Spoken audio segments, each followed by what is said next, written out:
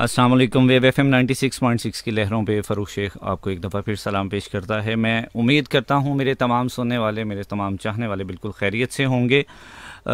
हमेशा की तरह हर हफ्ते को दोपहर को 2 बजे हम आपकी खिदमत में हाज़िर हुआ करते हैं करंट अफेयर शो के साथ। और करंट अफेयर शो में आप बहुत बखूबी समझ चुके हैं कि इसमें हमारे टॉपिक्स कैसे होते हैं। सारे के सारे ऐसे मौज़ूआत लिए जाते हैं जो बराह रास्त आपके साथ कंसर्न होते हैं, वो सियासी मसाइल हों, मुआशी हों या माशरती मसाइल हों। इन तमाम मसाइल के ऊपर हम बात करते हैं। और पिछले कुछ दिनों से हम बहुत ज़्यादा जो अवेयरनेस प्रोग्राम्स भी दे रहे हैं, कैंपेन्स भी लेकर चल रहे हैं कोरोना वायरस के हवाले से, क्योंकि कोरोना वेव जो है वो काफ़ी ज़्यादा एक्टिव है। उसकी वजह से बहुत सारे ऐसे शोबे हैं जो मुतासर हुए हैं। अगर मैं थोड़ा सा पस मंज़र दूँ इसका, तो इससे पहले फ़र्स्ट वेव से लेके अब तक बहुत सारे डैमेजेस हुए हैं। हमारे सोसाइटी में बहुत सारे ऐसे शोबाजात थे जो बहुत बुरी तरह मुतासर हुए हैं। उसके साथ साथ हमने बहुत ज़्यादा जानी और माली नुकसान भी किया इस कोरोना वेव के साथ, इस डिज़ीज़ के साथ। सेकेंड वेव भी गुजर गई और जब अब थर्ड वेव है तो इस वेव में भी अभी भी हमें बहुत ज़्यादा मुश्किलात का सामना करना पड़ रहा है। एक शोबा ऐसा है जो बहुत ज़्यादा इम्पोर्टेंट शोबा है, जिसके ऊपर बात हमें करनी चाहिए और तवज्जो तलब है, और हम बहुत ज़्यादा कॉन्शियस भी होते हैं। सिर्फ हम नहीं, हमारी सोसाइटी के जितने भी डिफरेंट डिपार्टमेंट्स हैं वो भी बहुत ज़्यादा कॉन्शियस होते हैं। वो है तालीम का शोबा। बच्चों की तालीम बहुत ज़रूरी है, और अब जिस पैटर्न पे एजुकेशन चल रही है वो एक बहुत बड़ा एक सवालिया निशान है कि हम पिछले 1.5-2 साल से जिस तरह से अपने एजुकेशन के निज़ाम को लेकर चलें, क्या ये निज़ाम सही तरीके से चल पा रहा है। इतनी देर के बाद जब हम वापस अपने एजुकेशन सिस्टम में आएंगे तो क्या ये चीज़ें वापस स्मूथ हो जाएंगी। बच्चे जो हैं वो ऑनलाइन स्टडी पैटर्न को फॉलो करना शुरू कर चुके हैं, उसको समझ चुके हैं। जब वापस वो अपने प्रैक्टिकल क्लासेस में आएंगे तो क्या उनको डिफ़िकल्टीज़ का सामना नहीं करना पड़ेगा। एक छोटा सा ट्रेलर हमने कुछ दिनों पहले भी देखा, सेकेंड वेव के दिनों में, जब ये डिसाइड किया गया कि बच्चों की ऑनलाइन एग्जामिनेशन के बाद, इनके ऑनलाइन स्टडी के बाद इनके ऑनलाइन एग्ज़ाम्स कंडक्ट नहीं होंगे बल्कि फ़िज़िकली एग्ज़ाम्स कंडक्ट किए जाएंगे। बच्चों की तरफ से बड़ा शदीद रद्द अमल भी आया और बहुत ज़्यादा तहफ़्फ़ुज़ात का सामना भी करना पड़ा। और ये प्रैक्टिकली अभी हमें और बहुत सारी डिफ़िकल्टीज़ ऐसी फ़ेस करना पड़ेंगी। और ये जितने भी फेजेज़ हैं, छोटी क्लासेस ख़ास तौर पे मुतासिर हो रही हैं। जो छोटे बच्चे हैं, प्राइमरी तक हैं या मिडल तक हैं, वो एक अलहदा क्लास है जिसमें पेरेंट्स बहुत ज़्यादा परेशान हैं। और फिर उसके बाद जो मैट्रिक है, फ़र्स्ट ईयर है, सेकंड ईयर है, उस लेवल पे भी मुश्किल है बच्चों को। यूनिवर्सिटी को अगर आप देखते हैं तो यूनिवर्सिटी लेवल पे यूनिवर्सिटीज़ को या फिर कॉलेजेस को उन बच्चों की तालीम को कंटिन्यू करने में, उनके एग्ज़ाम्स को कंडक्ट करने में बहुत ज़्यादा डिफ़िकल्टीज़ का सामना करना पड़ रहा है। ये सारे के सारे मामला जो हैं जिनको आज हम बात करेंगे, जिनके ऊपर हमारा आज का जो मौजू है वो एजुकेशन इन कोरोना है, कि कोरोना के अंदर एजुकेशन सिस्टम क्या चल रहा है, किस हद तक चल रहा है, आप लोग पेरेंट्स किस हद तक इस एजुकेशन सिस्टम से मुतमईन हैं या फिर क्या चाहते हैं कि इसमें मज़ीद इस्लाहात होनी चाहिए। हमने आज के प्रोग्राम में जिस मेहमान को मदऊ किया है वो कुछ देर में शायद हमारे पास पहुंच जाएंगी। वो गवर्नमेंट कॉलेज यूनिवर्सिटी फैसलाबाद से वुमेन यूनिवर्सिटी की मीडिया इंचार्ज हैं। उनको दावत दी है, तो जैसे वो आएंगे उनको भी प्रोग्राम में शामिल करेंगे। अभी मेरे साथ प्रोग्राम में मौजूद हैं आरजे आतिफ़ खान। बहुत अच्छा बोलते हैं, बहुत अच्छे प्रेजेंटर हैं, आपकी बड़ी जानी पहचानी शख्सियत हैं और बहुत ज़्यादा नॉलेज भी रखते हैं चीज़ों के बारे में। तो मैंने आज सोचा कि एजुकेशन के हवाले से क्यों ना आतिफ़ से डिस्कस किया जाए इन चीज़ों को। आतिफ़, आपका बहुत शुक्रिया कि आप मेरे साथ शो में बैठे। और आपका बहुत शुक्रिया, आपने ये मौका दिया कि मैं एक दफ़ा फिर, क्योंकि हमारी ये नशिस्त जो है ये गाहे बगाहे जारी रहती है और हमारी कोशिश यही है कि उस पार जितने भी लोग हैं उनसे इस प्लेटफॉर्म से कुछ ना कुछ जाता रहे, पहुंचता रहे और वो सीखते रहें। बिल्कुल सही कह रहे हैं आप। एजुकेशन सिस्टम में जैसे मैंने अभी इंट्रो में आपको बताया कि डिफरेंट फेजेस हैं आतिफ़। छोटे बच्चे हैं प्राइमरी तक ख़ास तौर पे, आप घरों में देखते हैं, हमारे अपने बच्चे हैं, भतीजे हैं, भांजे हैं। अब जब 1 साल का गैप आ गया, मोर देन 1 ईयर गैप आ चुका है, बच्चों का एटीट्यूड चेंज हो चुका है। बिल्कुल ऐसा। उनकी शरारतों का लेवल बदल चुका है, उनकी मैच्योरिटी फैक्टर चेंज हो गई है। उनके ऊपर एक वो जो प्रेशर होता है स्कूल का या एक डिसिप्लिन होता है वो सारा ख़त्म हो चुका है। तो वो सारी की सारी चीज़ें बच्चों में नहीं हैं। क्या समझते हैं? मैं वैसे एक चीज़ जो आप भी इस फेज से गुजरे हैं, मैं भी गुजरा हूँ ऑफ कोर्स, स्कूलिंग के बाद ही हम यहाँ तक पहुँचे। आपको अगर याद हो कि संडे जब ऑफ होता था तो हम घर पे होते थे, तो मंडे हमारे लिए स्कूल जाना बड़ा मुश्किल हो रहा था, मुश्किल होता रहा, बड़ा दिल चाहता था कि नहीं आज भी किसी तरीके से छुट्टी हो जाए। फिर समर वेकेशंस के बाद स्कूल जाना ये और बड़ा तकलीफदेह मरहला रहता था, क्योंकि मतलब हम तो ना समझते, माँ बाप को जो है वो फिक्र रहती है, ख़ास तौर पे वो माँ बाप जिन्होंने अपनी पूरी जमा पूंजी जो है वो अपने औलाद के लिए वक्फ कर दी। उन्होंने एक तस्वुराती तौर पे उनका ख्याल है कि जी हमारे बच्चे जो हैं कल को ये मुस्तकबिल में ये एक बेहतर राह ले लेंगे और हमारी भी जहाँ तक हो सका इनकी वजह से मदद होती रहेगी। अब ये यहाँ पे एक बात यह है कि समर वेकेशंस के बाद स्कूल ज्वाइन करना और ये सारी चीज़ें, मुझे लगता है कि जो कोरोना है अभी तक हम ये फैसला नहीं कर पा रहे हैं, और वो बच्चे जो ना समझ है ख़ास तौर पे वो तो उन्हें नहीं पता कि वो अपना कितना उनका नुकसान हो रहा है, उनके पेरेंट्स बखूबी जानते हैं। अच्छा, बच्चे जो हैं उनको अब ये नहीं पता कि हमारी क्लासेस जो हैं उनका आगाज़ कब होगा। कुछ स्कूल्स हैं जिन्होंने ऑनलाइन क्लासेस जो है इसका आगाज़ किया और कोशिश की कि स्टडी जो है वो मुतासिर ना हो, मगर इस सच्चाई को, इस हकीकत को मानने से अभी बहुत सारे स्कूल, बहुत सारे कॉलेजेस, बहुत सारी यूनिवर्सिटीज़ जो हैं वो कासिर हैं, वो अभी तक भी इस हकीकत को तस्लीम नहीं करना चाह रहे। तो मेरा ख्याल है कि ट्रेनिंग आती है, आपके नशेब फराज आते रहते हैं, ज़िंदगी का कोई भी मकाम हो, एजुकेशन जो है नो डाउट इसको फर्स्ट प्रायोरिटी पे इस वजह से भी रखा जाता है, इससे नस्लें संवरती हैं, और ये भी कहा जाता है कि बच्चे कौम का मुस्तकबिल हैं, तो इसमें 70% जो उनका अमल दखल है वो उनकी एजुकेशन है। तो अच्छी एजुकेशन आप अगर अपने बच्चों को देते हैं तो मेरा ख्याल तो वालिदैन जो है वो नो डाउट परेशान है, कोरोना ने काफ़ी हद तक मुतासिर किया है, लेकिन अब हम कोरोना का रोना कब तक रोते रहेंगे?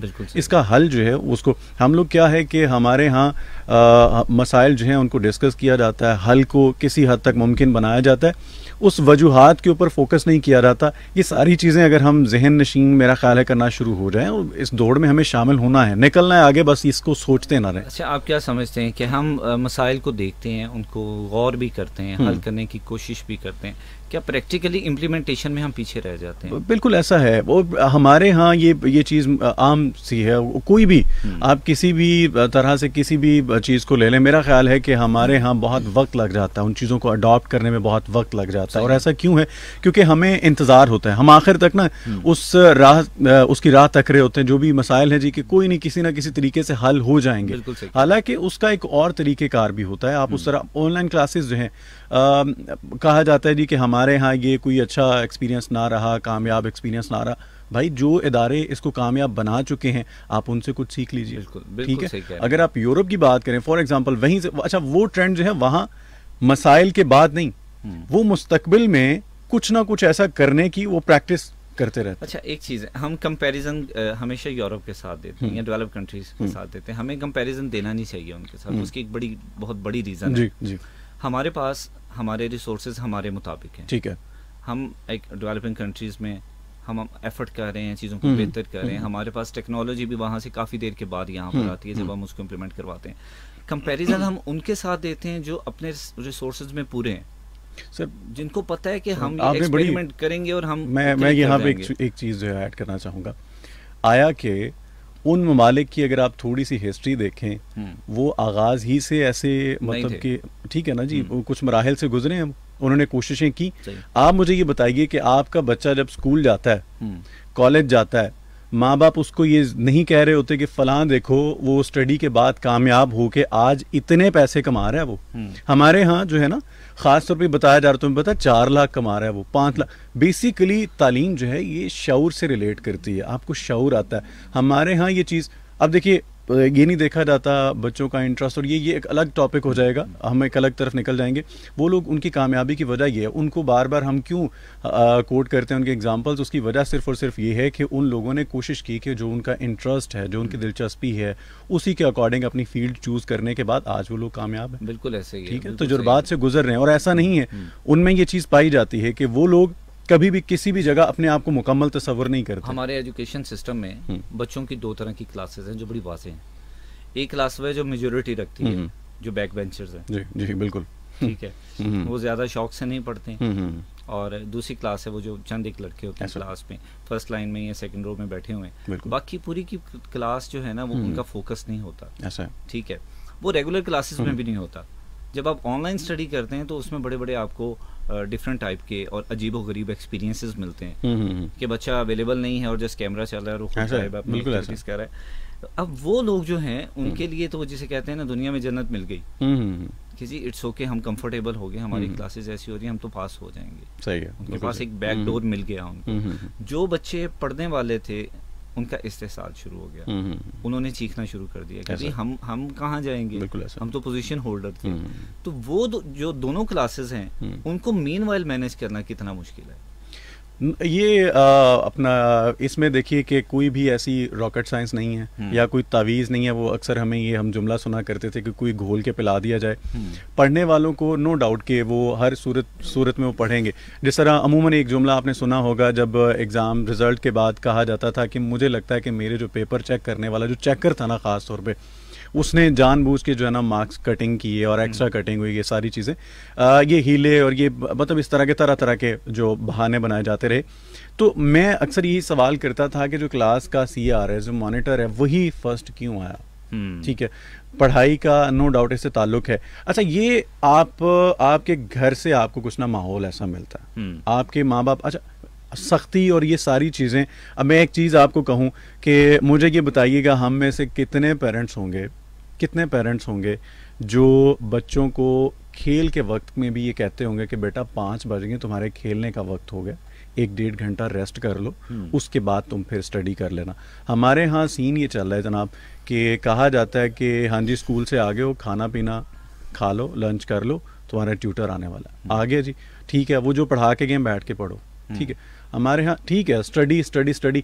एक चीज़ होती है कि एक बच्चे को अगर मना किया गया ना कि फलां जगह तुमने नहीं जाना, एक बाप ने अपने बेटे को बुलाया पास, उसने कहा जी कि बेटा वहाँ बाहर आपको नहीं जाना चाहिए था, आजकल हालात ऐसे हैं।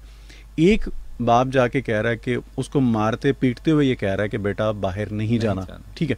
अच्छा, मैं यकीन से कह सकता हूँ कि वो जिसको प्यार से समझाया गया, उसका दोस्त अगर उसे आके कहेगा कि चलो भाई बाहर ज़रा घूम फिर के आते हैं, तो वो कहेगा नहीं यार मेरे बाबा को अच्छा नहीं लगता। जिसको डरा धमका के कहा गया ना, यकीनन वो बच्चा ये कहेगा कि नहीं यार ज़रा अब्बा को ना आगे पीछे हो लेने दो। बिल्कुल सही। वो कैसा डर या कैसा खौफ है, ये कैसी तरबियत है। आप उनको चीज़ें जो हैं वो आपको ये बताना है अपने बच्चों को तालीम के हवाले से। जो ना समझी की उम्र में आपको भी याद होगा कि हमें अगर कोई पढ़ने का कह देता था तो मौत पड़ जाती थी कि यार ये जानी दुश्मन लगता था कि यार ये। और चीज़ है, आपकी बात इंटरप्ट कर रहा हूँ। हम एक एनवायरनमेंट होता है घरों का, जब हम पढ़ते थे तो हमें अमूमन एक प्रेशर होता था कि जब भी घर जाना है ना तो हमारे ऊपर एक प्रेशर था कि पढ़ो, इधर क्यों फेरे हो, किताबें लेके बैठो पढ़ो। बिल्कुल। आप कहीं से घूम के आके बैठ गए हैं तो या वालदा की तरफ से या वाला साहब की तरफ से किसी का मैसेज आ गया कि बेटा पढ़ नहीं रहे तुम, फारी क्यों फेरे हो। बिल्कुल ऐसा। एट द एंड क्या होता था कि हम आंखें चुराते थे और दाएं बाएं हो जाते थे। कोशिश की जाती हमें पता ये लगता था कि जैसे ही हमने पास बैठना है ना, हमें यही मैसेज मिलेगा कि तुम पढ़ते नहीं हो। पहली बात तो ये होती, बिल्कुल ऐसा। दूसरी बात ये होती थी कि अगर आपके नेबर्स में या आपकी फैमिली में कोई बच्चा आपका क्लास फेलो है या कंपेटिटर है, अच्छा पढ़ने वाला है, उसकी एग्जाम्पल कोड की जाती थी, तो वो बच्चा हमें घर बैठे बहुत बुरा लगना शुरू हो जाता। No doubt. और ये हमेशा ये एक साइकी है कि आप कंपैरिजन जब भी देते हैं तो कंपैरिजन में आपको अपना बिल्कुल ही वो नीचे गिरा हुआ लगता है और दूसरा बच्चा लगता है कि बहुत अच्छा ये परफॉर्मेंस, और पेरेंट्स वो पिक्चर एक बना देते हैं। उसका नुकसान ये होता है कि जैसे जैसे आप आगे जाते हैं तो आपका काफी हद तक कॉन्फिडेंस शेक हो चुका होता है। आपके दिमाग में ये चीज बैठ चुकी होती है कि अब मैं नहीं परफॉर्म कर सकता हूँ, अच्छा ये लोग परफॉर्म करते हैं। बिल्कुल ऐसा। तो ये जो कंपैरिजन देना और उसके बाद फिर आप तवक्को ये करते हैं। फिर एक और चीज़ आपने जैसे अभी बोली कि इतना पढ़ो तो फलाना बच्चा है वो इतना कमा रहा है, वो ये एक मेरे ख्याल से गलत तासुर है क्योंकि इससे वो उस हकीकत को तस्लीम नहीं, अच्छा उस हकीकत को ख़ास तौर पे पहचान नहीं पाते कि तालीम असल में हमें देती क्या। तालीम ने सिर्फ आपको यही, मुझे ये बताइए कि 4 लोग बैठे हैं, मैं अक्सर अपने प्रोग्राम में भी ये बात किया करता हूँ, 4 लोग बैठे हैं, उनमें जो पढ़ा लिखा इंसान होगा उसके बात करने के अंदाज से आप पहचान लेंगे कि यार ये पढ़ा लिखा है। ठीक है, दैट मीन कि आपको शऊर दिया है, आपको तालीम ने शऊर दिया है, आपको पता है कि आपने अपना मौक़िफ़ कैसे रखना है, आपने अपना मौक़िफ़ मनवाना कैसे है, आपने 4 लोगों से अगर कोई बात करनी है तो उस बात करने के अंदाज में क्या फ़र्क होना चाहिए कि आपकी बात असर रखे। तो ये सारी चीज़ें आपको तालीम से मिलती हैं। नो डाउट आप अपना फ्यूचर भी सिक्योर करें। लेकिन आप इन चीज़ों को जहन में ज़रूर रखिए कि आपके काबिलियत के पीछे एजुकेशन जो है बहुत मैटर करती है। अच्छा, वहाँ पे ना एक कंपैरिजन ख़त्म हो गया बच्चों का, जो एक होना चाहिए था। हम तालीम हासिल करते थे, मैं बता रहा तालीम हासिल करो, अच्छे इंसान बन जाओ। अब बच्चों से आप अगर पूछें ना तालीम हासिल करने, वो कहते तालीम हासिल करेंगे सर, कितने पैसे कमाएंगे? बिल्कुल ऐसा है, बिल्कुल ऐसा। अप्रोच चेंज, इसका फ्यूचर क्या है, इसका स्कोप क्या है, जो डिग्री मैंने चूज, ये सारी चीज़ें, ये सवाल, अप्रोच ये चेंज हो चुकी है। आतिफ, यहाँ पे एक शॉर्ट ब्रेक लेते हैं, अपने तमाम सुनने वालों को बताते चलें कि आज हम एजुकेशन पे बात करेंगे, एजुकेशन इन कोरोना पे। आप हमारे साथ रब्ता करेंगे, हमारे रब्ते के नंबर 03341 966 पर आप हमें कॉल करें, मैसेजेस करें, अपने मैसेजेस को प्रोग्राम का हिस्सा बनाएं। हम अपने मेहमानों से इन क्वेश्चंस को शेयर करेंगे। यहाँ पे एक शॉर्ट ब्रेक लेते हैं, ब्रेक से दोबारा हाजिर होते हैं और कंटिन्यू करते हैं। आज हम बात कर रहे हैं एजुकेशन इन कोरोना, और मेरे साथ आतिफ खान मौजूद थे, आरजे आतिफ खान, उनसे बात हो रही थी। और अभी हमें ज्वाइन किया है मैडम अमारा जावेद साहिबा ने, जो गवर्नमेंट वुमेन यूनिवर्सिटी से, गवर्नमेंट कॉलेज यूनिवर्सिटी फैसलाबाद से मीडिया इंचार्ज हैं, एजुकेशन का काफ़ी अच्छा तजुर्बा भी रखती हैं। तो मैंने आज इनको ज़हमत दी है कि हमारे स्टूडियो में आती है और हमारे साथ शेयर करती है एजुकेशन के हवाले से जो भी मालूमात हैं, हमारे जो सुनने वाले हैं वो सुन सकें। आपका बहुत शुक्रिया, आपने टाइम दिया और स्टूडियो में तशरीफ़ लाई। एजुकेशन के हवाले से हम बात करें कि कोरोना में जो एजुकेशन सिस्टम है वो बहुत बुरी तरह मुतासर हुआ है। ऑनलाइन एग्जामिनेशन पे बच्चों को बहुत सारे तहफ़्फ़ुज़ात हैं, और बहुत सारे इंस्टीट्यूट्स ऐसे हैं जो अभी भी शायद इस चीज़ को फॉलो नहीं कर पा रहे, लेकिन एक भेड़ चाल समझ के उसको लेके चलते जा रहे हैं। तो आप क्या समझती हैं कि एजुकेशन जिस पैटर्न पे चल रही है ठीक है, वो अच्छा चल रहा है pattern? First of all, thank you so much for inviting me to your prestigious institute and your studio.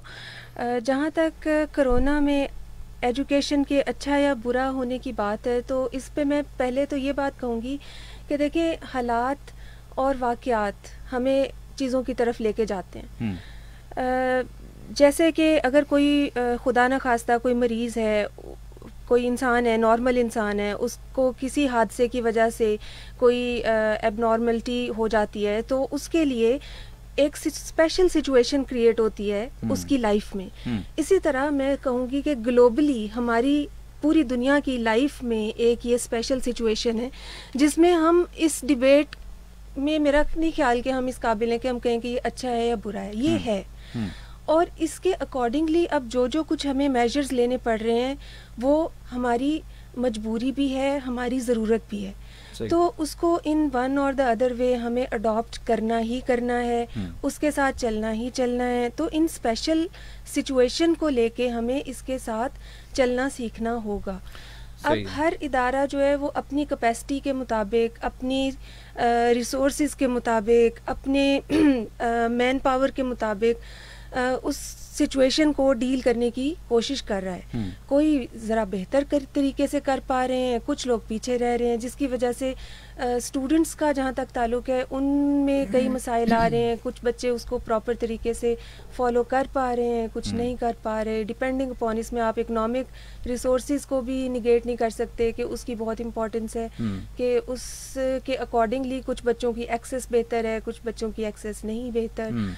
Universities, colleges, schools, आप किसी भी लेवल पे बात करेंगे तो इदारे अपने अपने सतह पर पूरी कोशिश में हैं कि एजुकेशन सिस्टम डिसरप्ट ना हो, उसको कंटिन्यू रहना चाहिए। सही है। जिस तरह से हम पेंडेमिक के बावजूद अपनी लाइफ को कंटिन्यू रखे हुए हैं, हमने कोई सिलसिला रोका नहीं है। अगर एक मोड पे नहीं हम जा पा रहे तो हम दूसरे तरीकों पे जाने की कोशिश कर रहे हैं। इसी तरह से एजुकेशन सेक्टर ने भी अपने सिलसिले को रोका नहीं है। अच्छा, इसको कंटिन्यू रखा है। इंटरप्ट कर रहा हूँ। एजुकेशन सिस्टम इससे पहले तक, इस पेंडेमिक से पहले तक हम बहुत ज़्यादा सेटिस्फाई नहीं थे एजुकेशन सिस्टम से। रूटीन में जैसी एजुकेशन चल रही थी, यूनिवर्सिटीज़ हैं, कॉलेजेस हैं, या जैसा इन्वायरमेंट बच्चों को मिल रहा है, बच्चे अपनी तालीम मुकम्मल करने के बाद जब भी इदारों में जाते थे तो उनकी कोई विजन नहीं था, कोई उनको सोच नहीं थी कि हमने क्या करना है, किस फील्ड में जाना है। वो तब था जब हम रेगुलर क्लासेस लेते थे। अब हमारे पास वो एक गैप आ चुका है, हम ऑनलाइन क्लासेस पे आ चुके हैं। हमने तकरीबन ये दूसरा सेशन ऑनलाइन में गुजार रहे हैं हम। इस सारे के बाद जो बच्चे इस टेन्योर में पास आउट होते हैं, उनकी एजुकेशन पे, प्रैक्टिकल लाइफ पे क्या इम्पेक्ट आएगा? क्वेश्चन तो उठेगा, क्वेश्चन तो उठेगा। आपका स्टैंडर्ड्स मेंटेन हुए या नहीं हुए, उनके अकॉर्डिंगली बच्चे ग्रूम अप हुए या नहीं हुए, ये क्वेश्चन तो उठेगा। सही। और ये इतनी वेरी कर रही है ये चीज़ कि आप institution to institution facilities wise आप देखें, जहाँ पे एक बच्चा है, फॉर एग्ज़ाम्पल मैं स्कूल्स की बात करूँगी, मेरे नॉलेज में जितने बच्चे हैं, कुछ स्कूल्स ऐसे हैं जो रेगुलर बेसिस पे जूम क्लासेस के थ्रू या गूगल क्लासरूम्स के थ्रू बच्चों की रूटीन में क्लासेस भी कंडक्ट कर रहे हैं। आफ्टरवर्ड्स वो उनको रिकॉर्डेड लेक्चर्स भेज रहे हैं, होमवर्क्स का प्रॉपरली फीडबैक लिया जाता है, बैकअप सिस्टम्स मौजूद हैं। इसी तरह कुछ स्कूल्स ऐसे भी हैं जिसमें एक एक हफ्ते के या दो हफ्ते के होमवर्क्स असाइन कर दिए जाते हैं बच्चों को, घर पे उनके लेटर्स भेजवा दिए जाते हैं कि जी आपने विद इन दिस पीरियड आपने इतना कोर्स कवर करना है। तो इतने बड़े गैप में आप कैसे इंश्योर कर पाएंगे, ये मुश्किल है। सही है, बिल्कुल सही। स्टैंडर्ड्स को इंश्योर करना मुश्किल हो जाता है। आतिफ, बच्चों की अटेंशन जो है वो आप क्या समझते हैं मैटर करती है इस हद तक? इसमें एजुकेशन सिस्टम में बच्चे ऑनलाइन क्लासेस को जब अटेंड कर रहे होते हैं तो उनका फोकस है या उनकी अटेंशन है, या उनको आप फोर्सफुली लाइक 8 बजे सुबह क्लास होती है तो बच्चा क्लास में बैठा है तो अटेंटिव होगा, सामने टीचर है। जब अब सामने कैमरे के बैठा हुआ है तो उसकी अटेंशन क्या होगी? वो नींद में बैठा हुआ है, वो एक्टिव है नहीं है, क्या कहना चाहेंगे? तो देखिए, कोई भी चीज़ है, अब देखिए मैं तालीम के बारे में पहले बात की है कि इसमें आपकी दिलचस्पी जब तक नहीं होगी, ये ऐसा नहीं है कि आपके वालिदैन ने, जिस तरह हम आगाज़ में ये बात कर चुके हैं कि आपके ऊपर जनाब जी वो डंडा लेके खड़े हैं और आप पढ़ेंगे और ये सारी चीज़ें, जब वो इधर उधर होंगे तो आप मौका तलाश करेंगे, आप जनाब किताबें बंद कर देंगे। बल्कि मैं यहाँ पे आपको ये बताता भी चला जाऊँ, ये मजाक से रिलेटेड नहीं, ये हकीकत वाक़या है कि हम ऐसे बैठे समर वेकेशंस में पढ़ रहे थे, स्कूल टाइम था और कज़न साथ बैठा हुआ, तो मामू ने बड़ी सख्ती से कहा था कि बेटा इस कमरे से बाहर नहीं निकलना, आप लोग बैठ के पढ़ेंगे यहाँ पे। तो मुझे याद है कि मामू अचानक आए तो हमने जल्दी से अपनी बुक्स पकड़ी और खोली, तो कज़न को उन्होंने उठा लिया, मेरे कज़न को उठा के ना मारना शुरू कर दिया। हमने कहा क्या हुआ? कहते हैं मैं आया हूँ और इसने उल्टी किताब पकड़ी हुई है। वो क्या था कि वो डर था, और ये वालिदैन का डर जो है ना, ये अगर आप इसको जहन में रख के पढ़ेंगे तो वो पासिंग मार्क्स के हद तक आप अपना फ्यूचर जो है उसको सिक्योर करने के हवाले से या नस्लें संवारने के हवाले से, मेरा नहीं ख्याल कि हमारे जहन में ऐसी चीज़ें होंगी। फिर हम ये है कि बस ठीक है, वो खाना पूरी जिस तरह हम हर काम में अपना ये ज़ाहिर करते हैं, अपना होना ज़ाहिर करते हैं, उसी चीज़ को देखते हुए हम ये इसको भी कर गुजरेंगे। लेकिन इसको वो फिर वही बात हम करेंगे कि शऊर के एतबार से जो है स्टूडेंट्स को चाहिए, उनकी अटेंशन जो है उसके ऊपर होनी ज़रूरी है। ऑनलाइन क्लासेस जो है, नो डाउट वो बहुत सारी चीज़ें, बहुत सारी वीडियोस वायरल हुई हैं जो देख के बहुत दुख होता है, बहुत तकलीफ होती है कि ये लोग अपने फ्यूचर के बारे में किस तरह से प्लान कर रहे हैं, इनको ये बिल्कुल भी संजीदा नहीं है।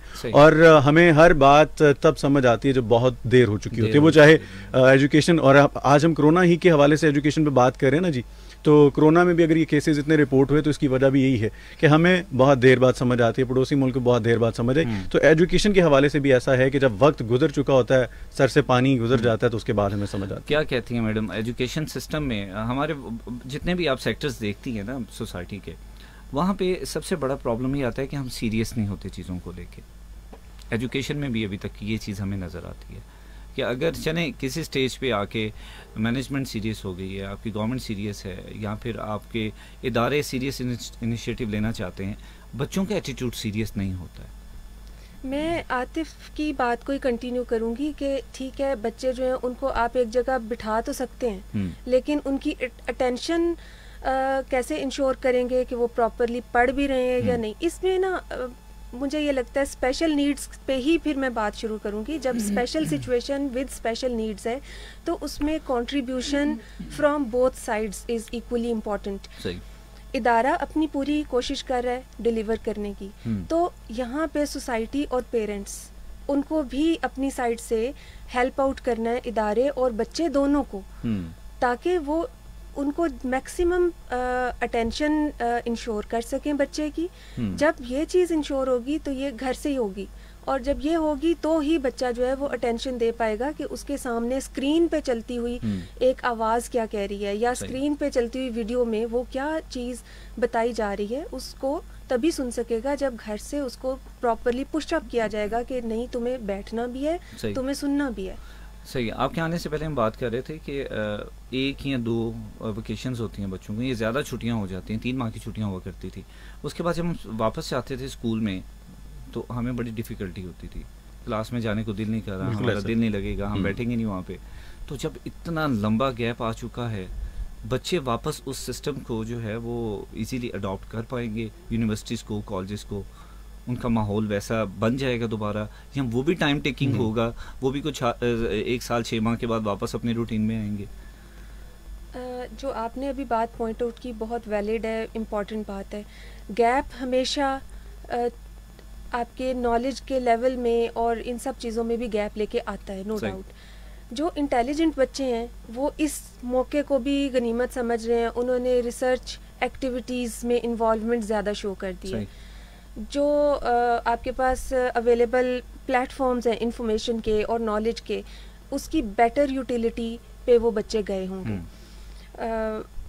लेकिन दूसरी साइड पे ऐसे बच्चे जिनको पुशअप करने की ज़रूरत होती है, वो बच्चे जिनको उंगली पकड़ के चलाने की ज़रूरत होती है, उन बच्चों के मामले में हाँ लेज़ी या लेस इंटेलिजेंट स्टूडेंट्स के मामले में गैप आएगा और उनको उनके लिए टीचर्स को फिर ज़्यादा मेहनत करनी पड़ेगी। बिल्कुल सही है। बच्चों की तो ऑलरेडी 2 क्लासेस बनी होती है ना विद इन क्लास। तो हम कोशिश करते हैं ना कि हर कैलिबर का बच्चा जो उसको हम इंश्योर करें कि वो इकट्ठा एट द सेम पेस चलाया जाए। टीचर की रिस्पॉन्सिबिलिटी भी यही है कि उसने एक मल्टीपल एप्टीट्यूड की क्लास को साथ लेके चलना है। अच्छा, बहुत सारी चीज़ें कहा जाता है कि कोरोना वायरस जब से आया बहुत सारी चीज़ें पॉजिटिव थी, बहुत सारी नेगेटिव भी हुई। पॉजिटिव चीज़ों में एजुकेशन पे आपको क्या लगता है, कुछ ऐसा असर पड़ा है हमारी एजुकेशन सिस्टम पे कि जिसकी वजह से हम कहेंगे ये चीज़ पॉजिटिव हो चुकी है, ये बेहतर हो गई, अगर कोरोना हो गया चले ये चीज़ पॉजिटिव है? पेडागॉजी बहुत इवॉल्व हुई है। पेडागॉजी का मतलब है कि आपकी टीचिंग मेथोडोलॉजी, सही, आपने multiple modes of teaching investigate किए, एक्सप्लोर किए। और किसी भी इदारे में देखें, फॉर एग्ज़ाम्पल मैं अपनी यूनिवर्सिटी की बात करूंगी, government college women university Faisalabad, इस मामले में बहुत सक्सेसफुली हमने हैंडल किया है इस सारी सिचुएशन को। हमारी वाइस चांसलर ने जैसे ही पेंडेमिक का इशू आया और क्लासेस जो हैं उनके ऑनलाइन जाने की खबर आई, साथ ही मैडम वाइस चांसलर ने एक्सप्लोर करवाया अपने तौर पे भी। हमारी आईटी सर्विसेज की बहुत एफिशिएंट टीम है।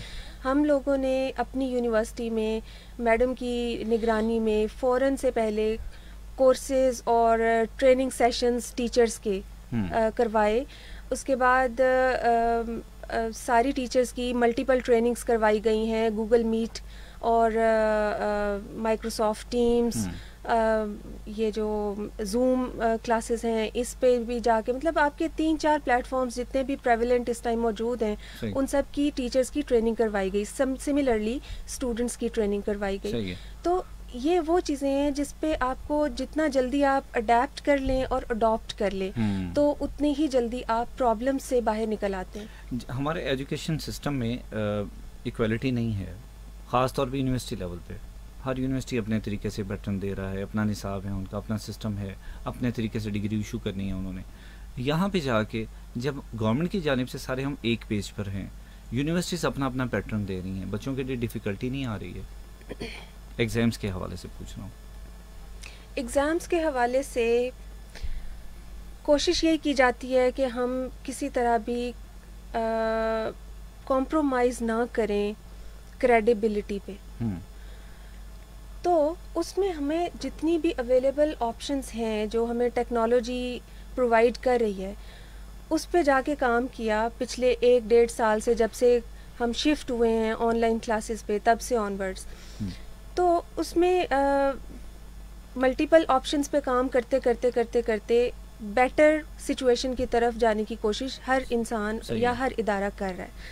हमारी यूनिवर्सिटी ने रिसेंटली एग्जामिनेशन पोर्टल इंट्रोड्यूस करवाया है और we are proud to announce that कि मैडम वाइस चांसलर का विज़न और हमारी आईटी सर्विसेज की मेहनत रंग लाई है और हमारा यूनिवर्सिटी का ज़ाती एग्जामिनेशन पोर्टल इस टाइम वर्किंग में। सही है। एग्जामिनेशन पोर्टल पे हमने अपने स्टूडेंट्स को एनरोल करके उस पे प्रॉपर उनको प्लेटफॉर्म दिया है कि किसी तरह वैलिडिटी और रिलायबिलिटी दोनों कॉम्प्रोमाइज़ हुए बगैर टाइम बाउंड एग्ज़ाम कंडक्ट किया जाए, और ये इस टाइम इन प्रैक्टिस है। सही है, ये अभी भी डिसाइडेड है। Yes, it is in practice. Okay, हमने इसको लॉन्च किया है 2-3 माह पहले, और अब रिसेंटली हम लोगों का मिड टर्म होने से पहले सेशनल असेसमेंट सारी हमारी ई एग्जामिनेशन पोर्टल के थ्रू हो रही है। सही, वेरी गुड, बहुत अच्छी बात है। आतिफ, एजुकेशन इन कोरोना, कोई मैसेज देना चाहेंगे? मैसेज यही है कि कोई भी हालात आते हैं उससे आपको लड़ना आना चाहिए, उसमें अपने आप को जो है वो जिस तरह पानी जो है वो अपना रास्ता तलाश करते हुए वो कहीं भी रुकता नहीं है, ठहरता नहीं है, वो कहीं ना कहीं होते हुए अपनी मंजिल तक पहुंच जाता है। तो इसी तरह से इंसान को चाहिए कि ऐसे हालात से सीखना चाहिए। आप कभी भी वो इंसान के, फॉर एग्जांपल एक इंसान जिसकी ज़िंदगी में सिर्फ खुशियां भरी हैं, गम ना हो, तो मेरा ख्याल है वो ज़िंदगी जीना भूल जाए। आपकी ज़िंदगी में ये जो तकालीफ हैं ये आपको सहारा देती हैं, आपको, जी हाँ, आपको बताती हैं कि जनाब ऐसा भी हो सकता है। और वो लोग कामयाब हो जाते हैं जिन्होंने ये चीज़ पहले, कोई अगर बिजनेसमैन है वो कारोबार के आगाज़ से पहले अगर नुकसान को जहन में रख के करेगा तो कहीं नुकसान होगा तो वो दिल नहीं हारेगा, क्योंकि उसके लिए वो पहले से तैयार था। तो एजुकेशन के हवाले से मैं यही बात करूँगा कि आपके जहन में ये होना चाहिए कि ठीक है, हालात आए जैसा भी हुआ, मगर इसको संजीदगी से लीजिए। वो स्टूडेंट्स जो मुझे सुन रहे हैं, मैं उनसे रिक्वेस्ट है मेरी कि इसी की बेस पे आपका फ्यूचर जो है वो बनेगा, वो ब्राइट होगा या डार्क होगा, ये फैसला आपके हाथ में। बिल्कुल सही है। मैडम, क्या कहना चाहेंगी आप एजुकेशन के हवाले से, कोरोना एजुकेशन जो चल रही है उसके हवाले से बच्चों को क्या पैगाम देना चाहेंगी? दूसरा ये कि क्या समझती हैं कि आफ्टर 2 मंथ्स, आफ्टर 1 मंथ जैसे हम रेगुलर सिस्टम में आएंगे, हमारे बच्चों का एटीट्यूड हमारे साथ कैसे मैच कर पाएगा? कोई मैसेज देना चाहें आप? मैं सबसे पहले तो यही कहना चाहूँगी कि online class system is a new normal.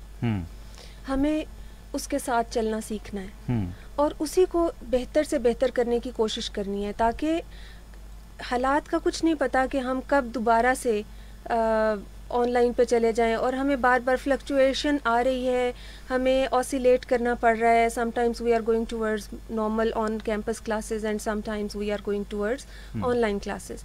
तो हमें इसके साथ ही चलना भी सीखना है, हमें इसको इम्प्रूव करने की ज़रूरत है। जहाँ जहाँ पे प्रॉब्लम आ रही है, प्रॉब्लम को सॉल्व करने की ज़रूरत है।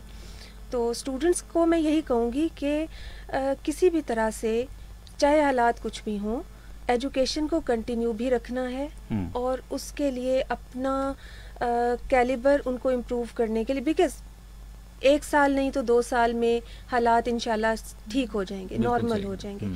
तो तब उन बच्चों को ये रियलाइज़ करने की ज़रूरत है कि हम कैसे compete कर पाएंगे अपने से पहले और अपने से बाद आने वाले स्टैंडर्ड्स को।